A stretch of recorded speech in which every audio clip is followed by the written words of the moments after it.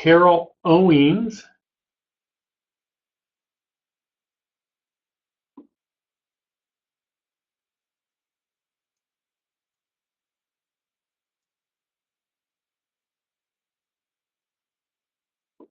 Carol, are you there? I've got Carol Wilson, but not Carol Owens.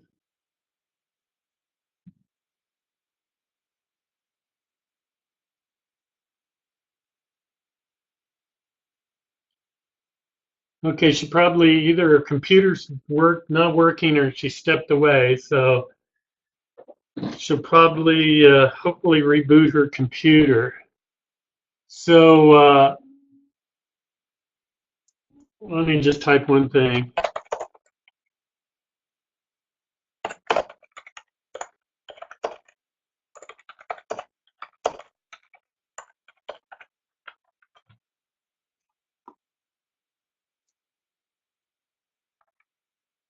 Okay, I'm going to get started. So today we're doing kind of a real quick webinar on vapor intrusion, and it's basically whether you need, thank you, Carol, whether you need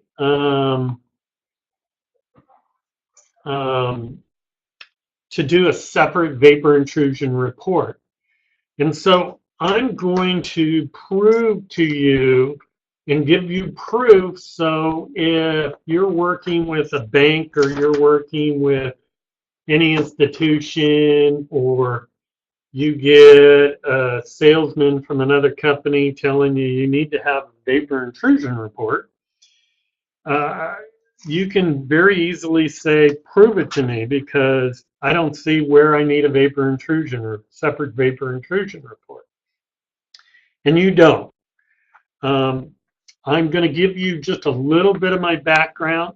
So I know a little bit about what I'm talking about, but I don't know it all, of course. So anytime during this talk you got a question, ask me. Anytime you think I stated something wrong, send me an email and I'll make sure that I correct it. I can always learn something, and I'm learning every day.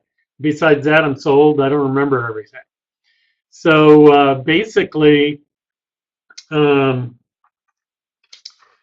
this will give you the tools to be able to say, hey, I address vapor intrusion within my Phase I report, but I don't need a separate report. And this is why. So first of all, let's talk about the laws and standards that require us to do the Phase I and how to do that Phase I. And so we're going to break it down to why and what regulations dictate what we address and why, and what dictates the potential, us to address the potential for vapor intrusion. I'm going to point out why you're not required or need to order a separate vapor intrusion report ever, not to comply with the ASTM, AAI, or SBA regulations on completing a Phase I environmental site assessment. And then those people that sell the vapor intrusion report, if you read the terms and conditions and liabilities of that vapor intrusion report, you're going to see they stand behind it. They don't stand behind it whatsoever. First of all, they don't have environmental insurance standing behind it. And second of all, they limit their liability to what you paid for the report, and they tell you to have an environmental professional review it because it may be inaccurate. So make sure you read the terms and conditions before you spend good money for something. And if a bank requires you to do a separate vapor intrusion report, let me know. I'll talk to the bank. I'll be glad to argue that point for you. Also, you can say, hey, it's a worthless report and it's not needed, but if you want to pay for it, I'll be glad to include it. and that would be fine too. But should you have to pay for a vapor intrusion report? No. Your radius search report, our RecCheck report, should give you all the information you need to review vapor intrusion, including adding in your sidewalk and history and that kind of stuff. You get and all that together, you should be able to come up with whether there's a potential for vapor intrusion on your subject site or not. So let's quickly first review the regulations that kind of apply to vapor intrusion. There's no specific standards that point out vapor intrusion. So we're going to go over the ASTM E15 2713 and AAI and SOP 50105J require that you address the presence or likely presence, and likely presence is potential, for vapor intrusion, and none of them talk about vapor intrusion. They call it migration of hazardous materials. And if there is the potential for vapor intrusion or migration, then that is a recognized environmental condition on the subject property.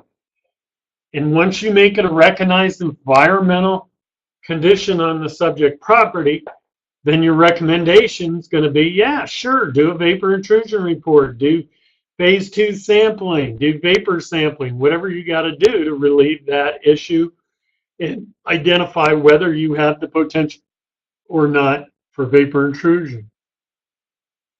So obviously, the most common hazardous materials related to vapor intrusion is volatile organic chemicals. Now, don't get me wrong, it's not exclusively volatile organic chemical. Can be semi-volatiles too, and it's always a possibility that it's a different chemical. It's just any chemical that can pretty much volatilize. But I found this definition. I'm going to read it to you. I think it's really basic and really makes you think about what a volatile organic chemical is. It says, volatile organic compound is one of a number of chemicals, including benzene and acetone, that evaporate or vaporize readily and are harmful to the human health and environment. There you go. Very simple definition of a VOC in our industry. So that's kind of just a simple definition. It's something to think about. Keep in mind, I'm just giving you the tools. You need to read these tools and learn about them. So ASTM E15 2713, specifically the objective, the purpose of a Phase I environmental site assessment is to identify the extent feasibly pursuant to the processes prescribed in here, recognized environmental condition. I just read you the definition of what migration, which can be vapor intrusion, is vapor migrating, can be a recognized environmental condition. So let's talk about a recognized environmental condition, and keep in mind AAI and ASTM are virtually the same in the standards. So recognized environmental condition, the presence or likely presence potential of any hazardous substance or petroleum product. Hazardous substance or petroleum product in, on, or at the site due to the release to the environment. 2, under conditions indicative of a release to the environment. Or 3, under conditions that pose a material threat of a future release to the environment. So let's say an adjacent site is a dry cleaner. They use PCE, and it only takes a cup spilled on a bare concrete floor to cause a vapor problem underneath the slab. Guess what? That could potentially be a vapor intrusion problem to your site if you're adjacent. And remember, it's only potential. You don't have to know for sure, to make it a recognized environmental condition. So the ASTM further states, and keep in mind the ASTM does not address vapor intrusion. So it further states, and you can find all these regulations right in the standards. I outlined the numbers if you want to write these down.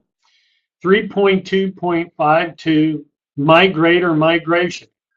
For the purposes of this practice, migrate and migration refers to the movement of hazardous substances or petroleum products in any form. In any form, what's that mean? I think vapor, liquid, solid, you name it. For example, solid and liquid at the surface or subsurface and vapor in the subsurface.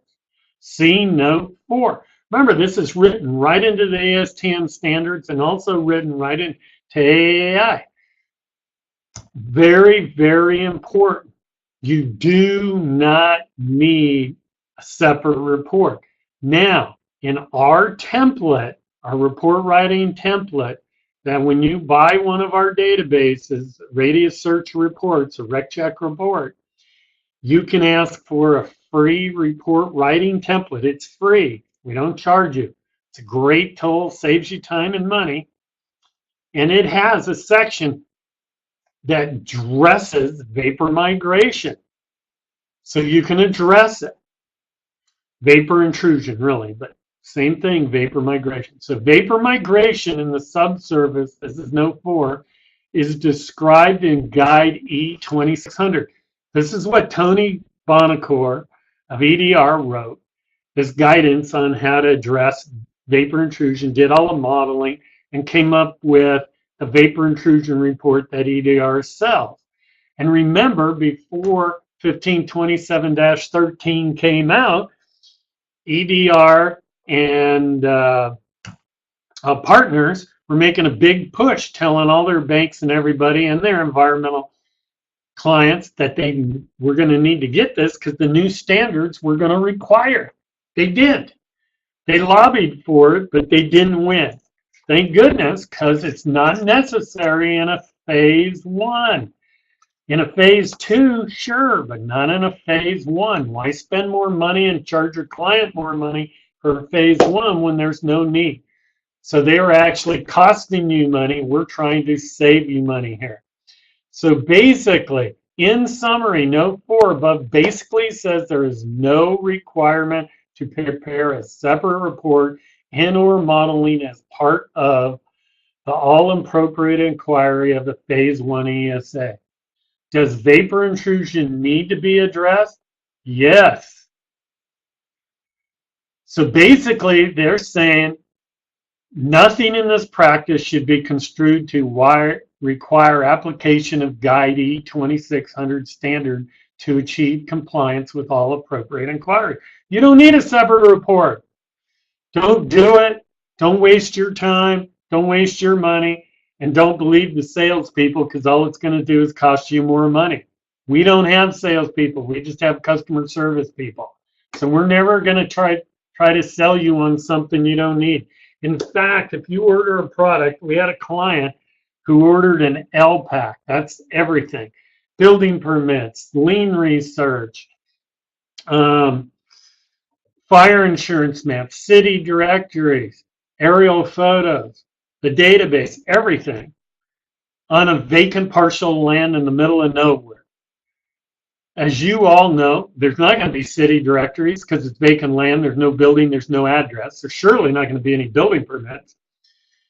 And there surely isn't going to be any fire insurance maps because fire insurance maps were only in downtown areas of really old cities for the most part. You get out rural, forget it. You get on the fringe, forget it. And you get way out in the rural and the farmland and stuff, you're not going to find anything. So we called the client up and changed their pack and saved them hundreds of dollars.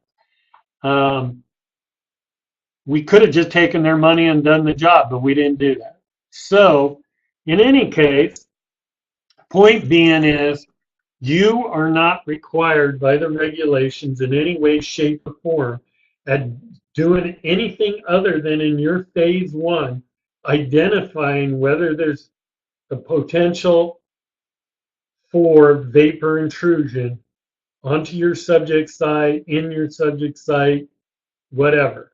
If you're doing a building, if you're doing a property, vacant land, whatever. That's it. There is no law. No one can argue that. It's factual. If they want to argue it, ask them to point it out to you. Now, the Small Business Administration, SBA, came out with a whole bunch of new laws as of January 1st for SBA loan. Well, they become federal law and they start getting applied to everything else, right? You know how those federal laws work. But there's a couple things of a lot of interest. If you read this special use facilities in the new SOP 5010-5J, which I didn't give you much of my background, but I've been on the ASTM committee on and off since 1991. And the SOP 5010-5, I helped write the original one. I was one of 3 consultants that did, with 5 SBA attorneys. Eric Adams out of the Sacramento office, he's the head attorney for the SBA. We wrote the initial laws and pretty much what you got now. Anyway, they changed it just a little bit. And basically, if you read the last half of this paragraph, it says on-site dry cleaning facilities which may have utilized chlorinated solvents such as tetrachloroethylene PC and trichloroethylene TC and or petroleum-based solvents in the course of their business operation may present significant cleanup costs if these contaminants have entered the soil, vapor, or groundwater. Prudent lending practice dictate that if you found out anywhere in the history of a property or the subject side, whatever you want to call it, that they had dry cleaning at one time or another, and there's the potential for them to have used dry cleaning solvents historically, then you must recommend doing a phase 1 and phase 2. Period. No exceptions, no arguments. They won't bend on it. That's it. So the minute you identify the history through either your database search, radius search report, which we have a lot of dry cleaners and other, we also have a map on air permits. Air permits are, what are they? They're volatile organic chemicals released into the air. We're the only ones who have it. Well, if they're using volatile organic chemicals and they're adjacent to you, they have an air permit, you know that you need to look at that facility because there could be a potential for vapor intrusion from that side. Anyway, through the ground, obviously. But basically, if there was a dry cleaner, and so one of the laws is if there's a dry cleaner, you got to do a phase 1, phase 2. That's one of the new laws, January 1st. The second one is if back in history you find for any length of time that there was a cleaners on site or a laundry on site that may have used any of these chemicals, you have to do a phase 1, phase 2. Number 3, you have to document your historical sources now. You have to include copies of the aerials, fire insurance map, and city directories. You buy our historical pack for the RSRA. You get all those in a form that you can just attach to your RSRA report, send to the client. And then I guess there's 2 other really important things. As of January 1st, they're taking the definition of an environmental professional that anyone writing an RSRA and writing a phase 1 for the SBA must be an environmental professional according to AAL, All Appropriate Inquiry, and an environmental professional, either them or their company, must have environmental errors and emissions or professional liability insurance. The key is $1 million of environmental insurance. It's got to be environmental. If it's just regular engineering, errors and emissions, or professional liability, it's worthless. Because if it doesn't cover environmental, you're not covering what you did in your report. So those are things that changed January 1st. They're starting to enforce them. It'll be interesting how that happens. But in any case, we're talking about vapor intrusion today. And no, the only requirement is migration and migration of vapors. So that's vapor intrusion. So just really quickly, let's just go over, we've got a few more minutes. I think I covered that. Does anyone have any questions? Everybody understand that really quickly?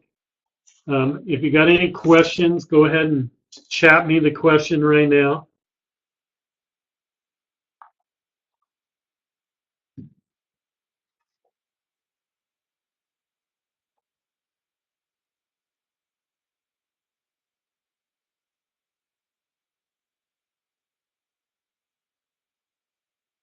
Okay, nobody has any questions. I think it's pretty clear that vapor intrusion, you do not need to, you're not required to do a separate report for vapor intrusion or any modeling. That should be done after you determine that there's either the potential for vapor intrusion in your phase one, or there, somehow there's vapor intrusion into it.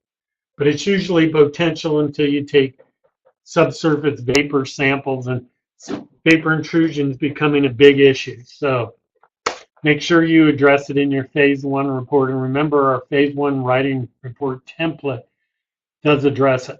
So just real quickly, let me go over some of the main compounds. We've provided this list. You can get a copy of this from Susanna L at RecCheck.com.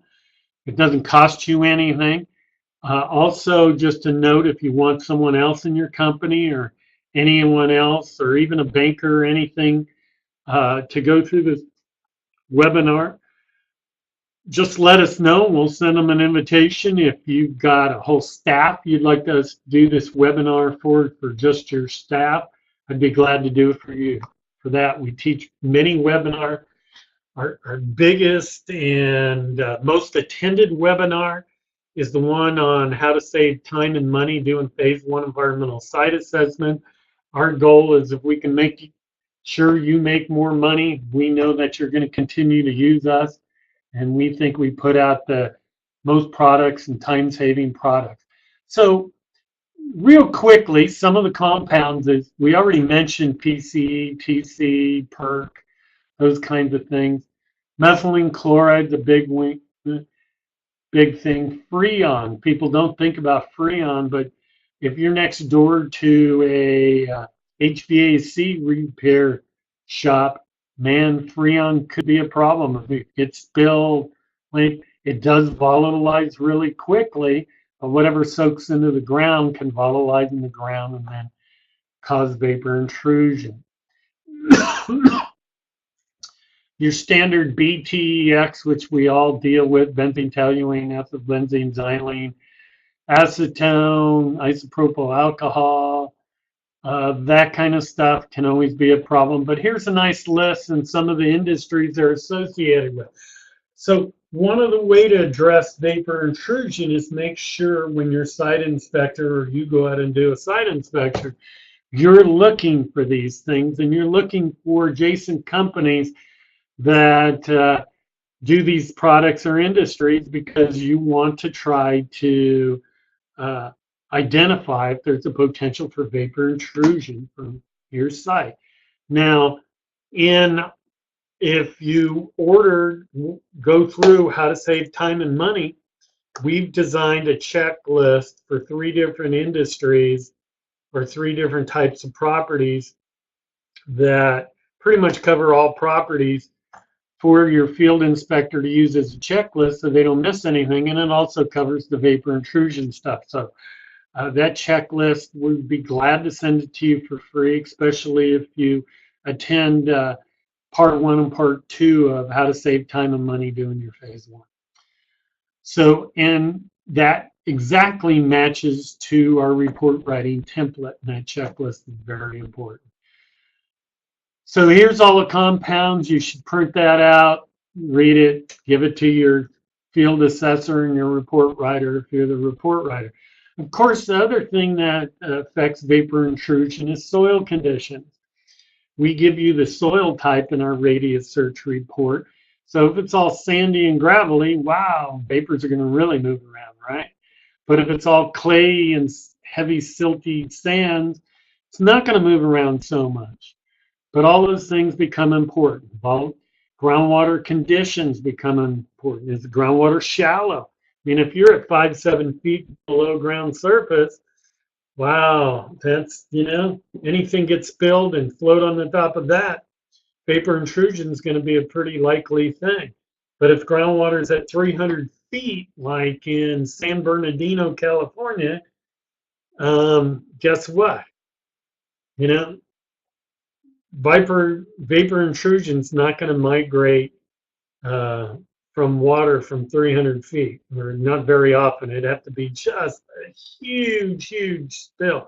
Not going to migrate through the pore spaces in the sand and gravel, and sure, but it's going to be limited to how far it goes and dependent upon how much is spilled.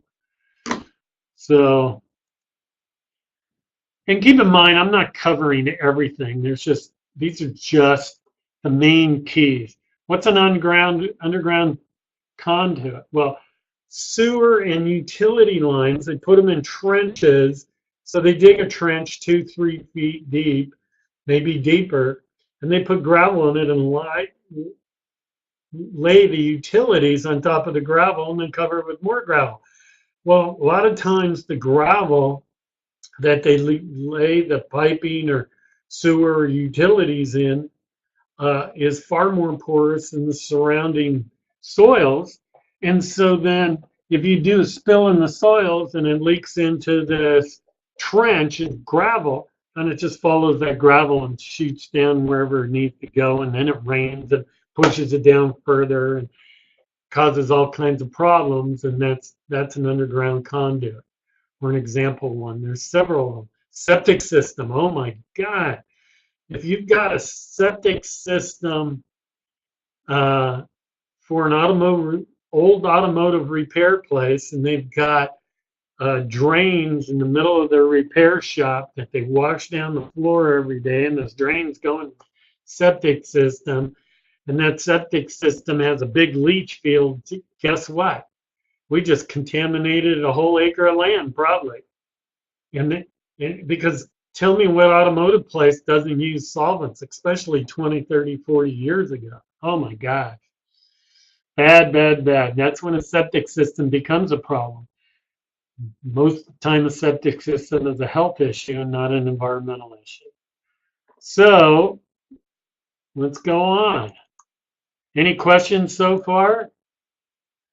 Remember, I'm not going to be able to cover everything for you, but I'm trying to give you some ideas.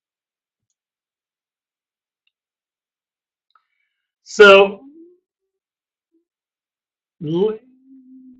let's do a couple other things. First of all, I showed you in the regulations, there's no specific regulation even requiring you to review vapor intrusion except for the migration of vapors. So that's vapor intrusion in my book. So you need to review vapor intrusions, but you don't need to do a separate report. I gave you a really simple definition of volatile organic chemical, but it's basically anything that can volatilize under standard temperature and pressure. I gave you a little overview of some chemicals and products and industries, and how local and site environmental factors play in your decision.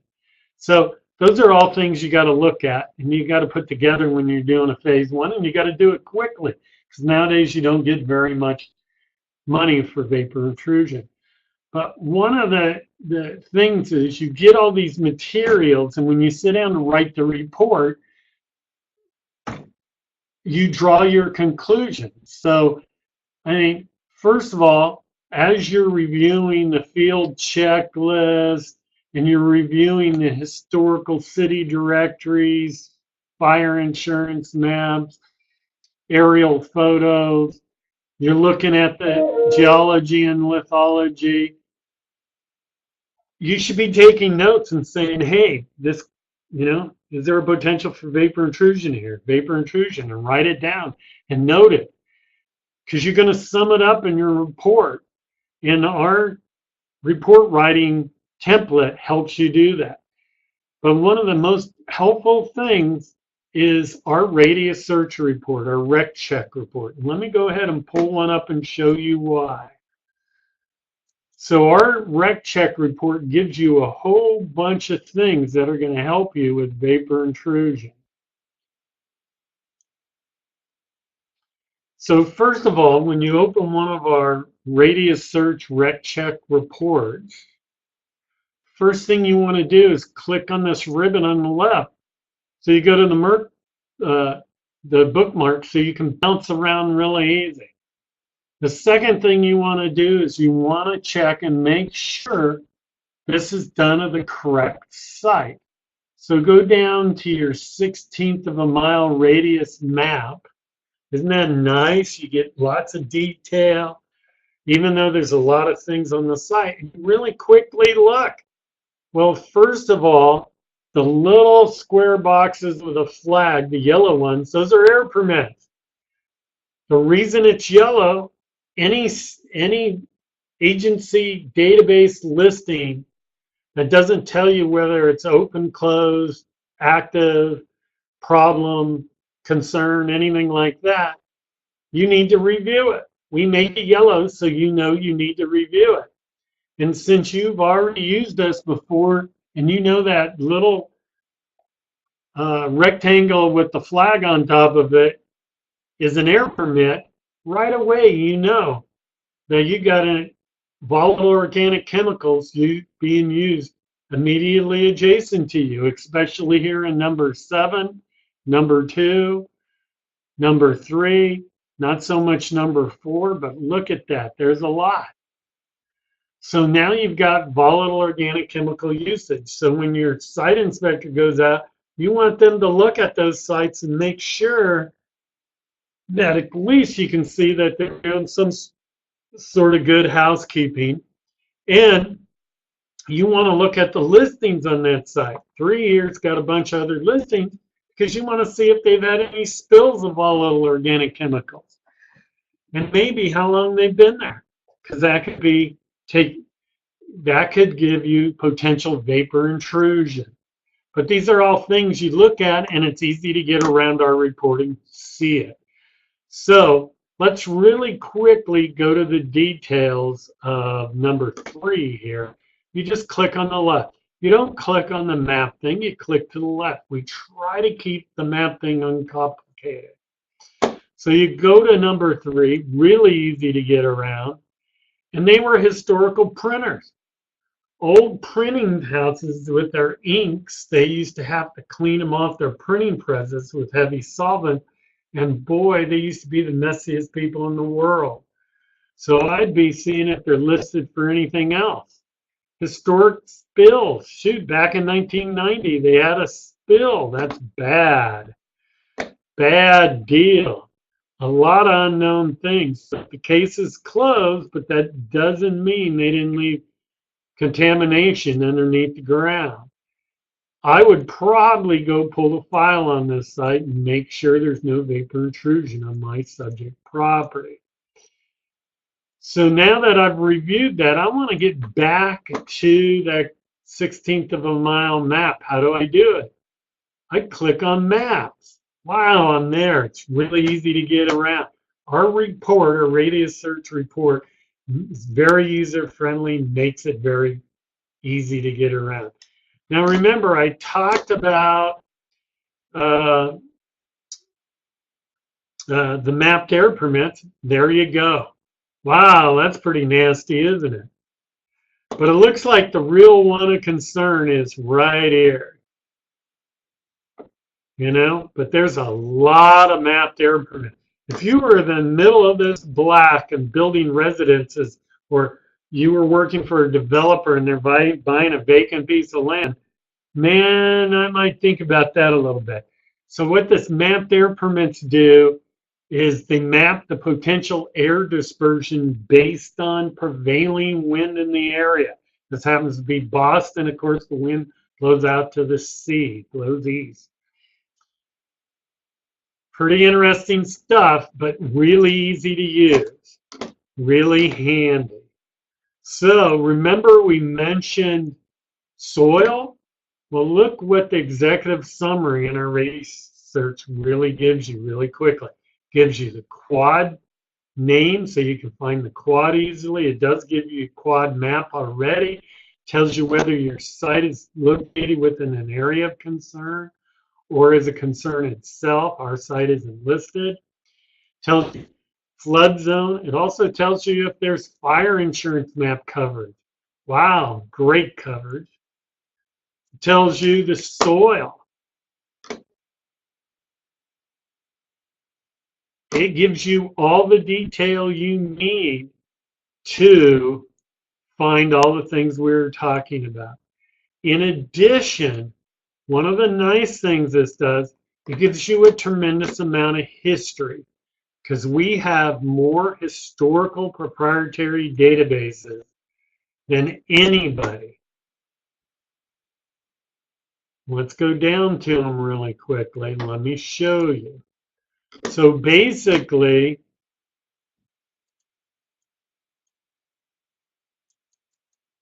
yeah,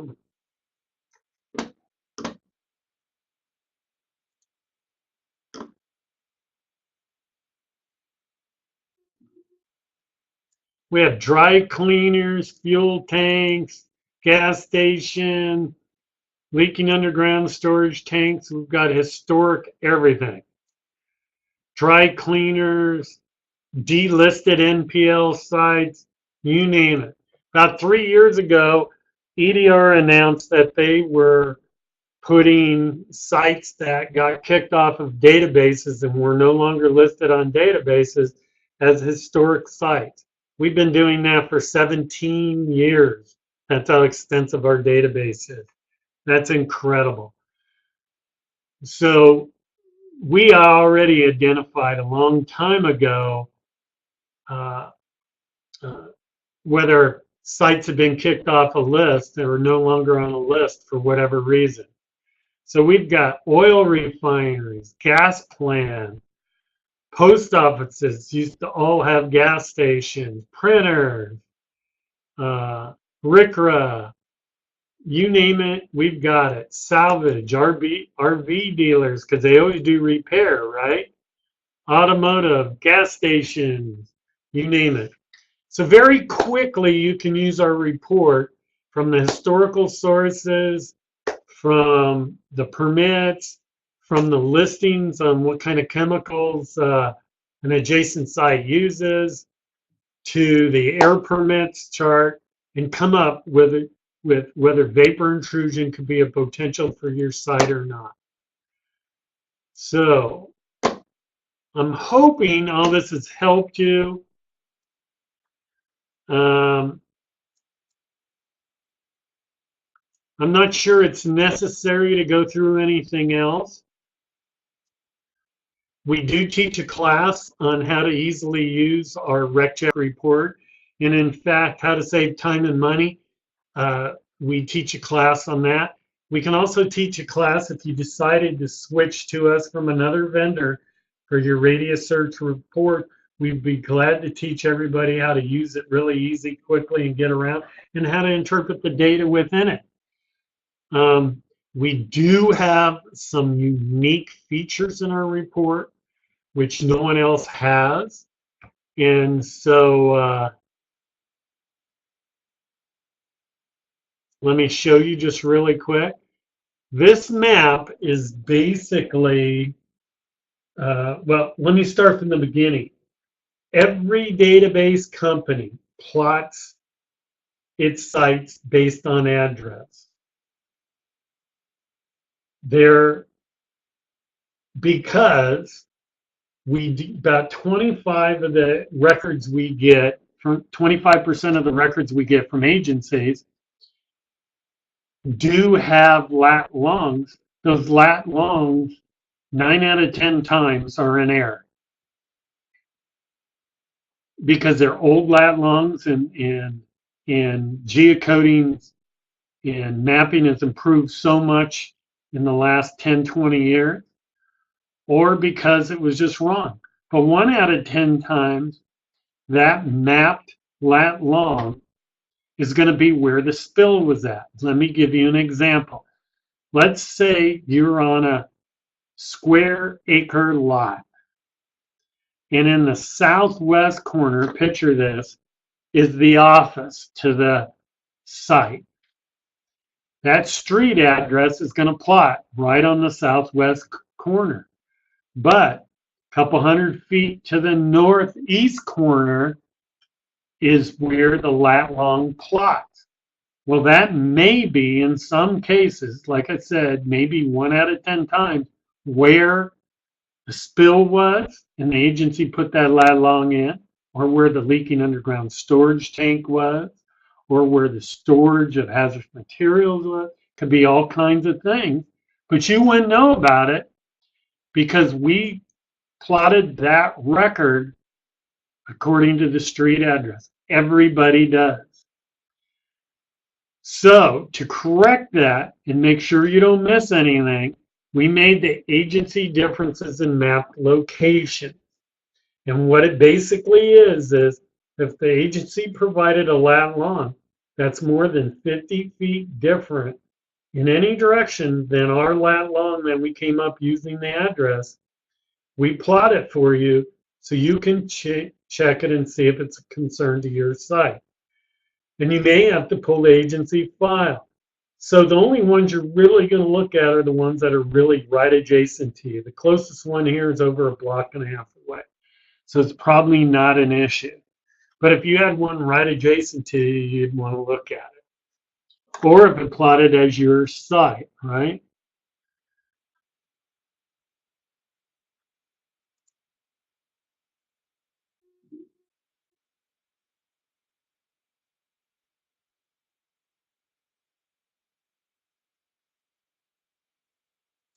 So I think you have the idea on that. Is there any questions?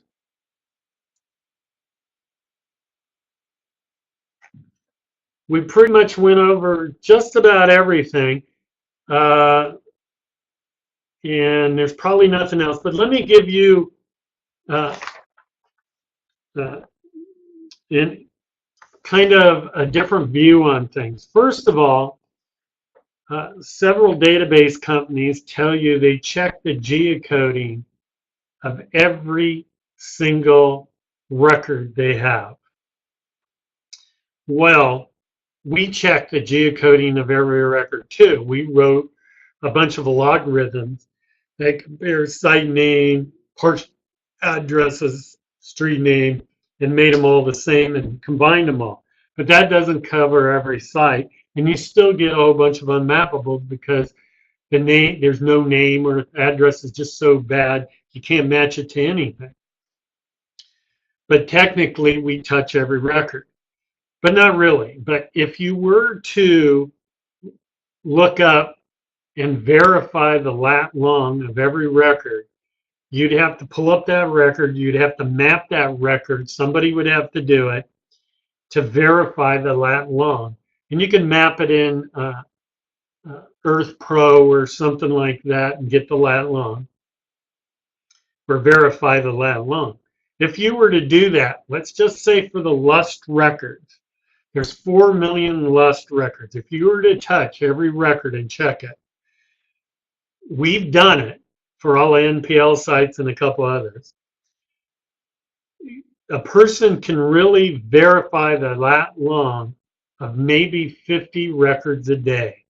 That's a little more than 6 an hour. or 1 every 10 minutes. That's pretty quick when you really think about it.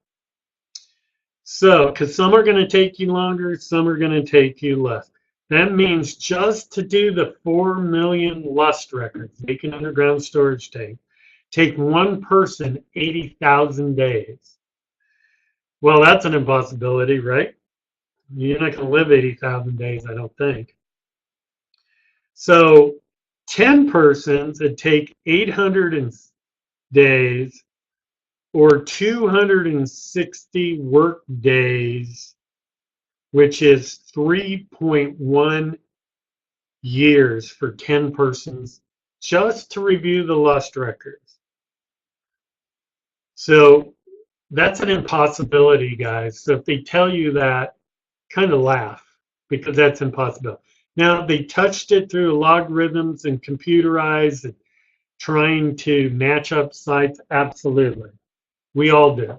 And we all try to make our data the best it can possibly be. But do we physically touch every single site and check the lat long? Impossible. So now, EDR says the reason their radius search reports take so long, because ours takes minutes to get to you, EDR says they check every single report physically. And that's why it takes 24 hours or longer to get one of their reports. So if they do an average of 820 reports per day, and let's say it takes 15 minutes to review and make sure, you got the right records, the right plotting, the right databases, thing. 15 minutes isn't a lot of time to make sure a report's done right. It'd take 57 people reviewing reports to review all the reports in one day that EDR does as an average. Think about that. Do you really think they hired 57 people to review all their reports? I doubt it. I'd like a little proof of that one. In any case, there you go. So, if anyone got any questions? I think I'm done. Thought those are fun facts.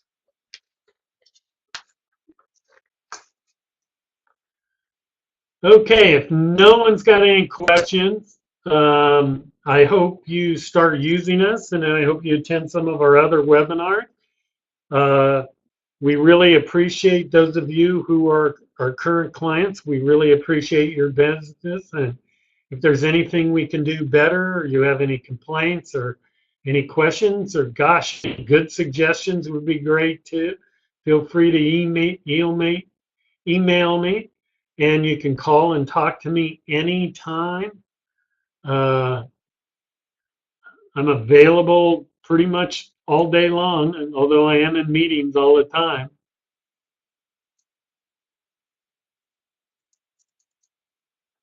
I'm hoping it was very helpful. Again, if you need me to talk to your group or talk to your crew or talk to your peers, please let me know, or your organization. I'd be glad to. So thank you very much, and we appreciate you attending, and we appreciate you as clients. Thank you. Bye-bye. Have a great afternoon.